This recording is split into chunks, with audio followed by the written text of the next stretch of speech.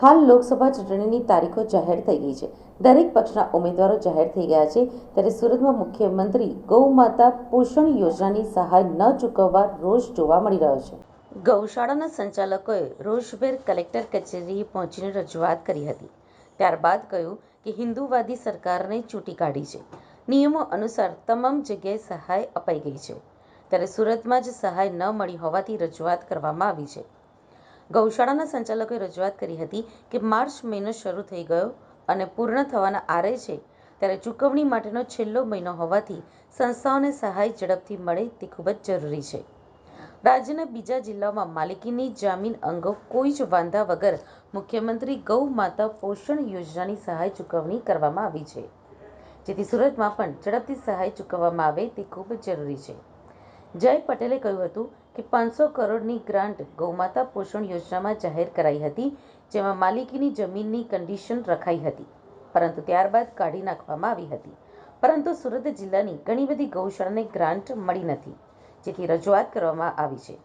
હિન્દુત્વની સરકાર એટલે જ લાવેલા કે ગૌમાતા માટે કંઈક કરશે, પરંતુ સરકાર કંઈ નહીં કરે તો કોઈ જરૂર જ નથી એની।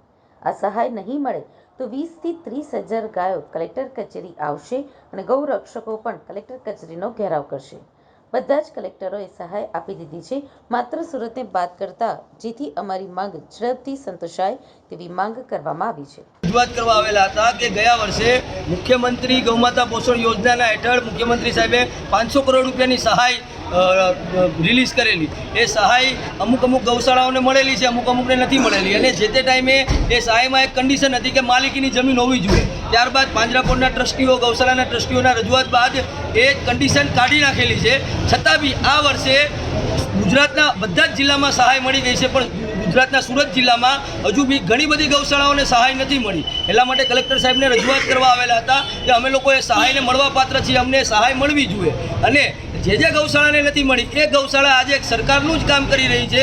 રોડ પર રખડતી ગૌમાતાઓ, એક્સિડન્ટ થતી ગૌમાતાઓ, બધી ગૌમાતાઓને એ જ ગૌશાળાઓ સાચવે છે। જો એ ગૌશાળા ન સાચવે તો રોડ પર પબ્લિકને આપત્તિ ઊભી થાય, સરકારને આપત્તિ ઊભી થાય, વાહન વ્યવહારમાં આપત્તિ ઊભી થાય, તો છતાં બી આ સરકારનું કામ એ ગૌશાળાઓ કરી રહી છે, અને એ ગૌશાળાને આજે સહાય નથી મળી। અને હિન્દુત્વવાદી સરકાર છે, ગૌમાતાના નામે બનેલી સરકાર છે, તો આજે સરકાર પાસેથી એક આશા છે કે જે લોકો આ ગૌશાળા સંચાલકો છે એ લોકોને એની સહાય પૂરતી મળી રહે।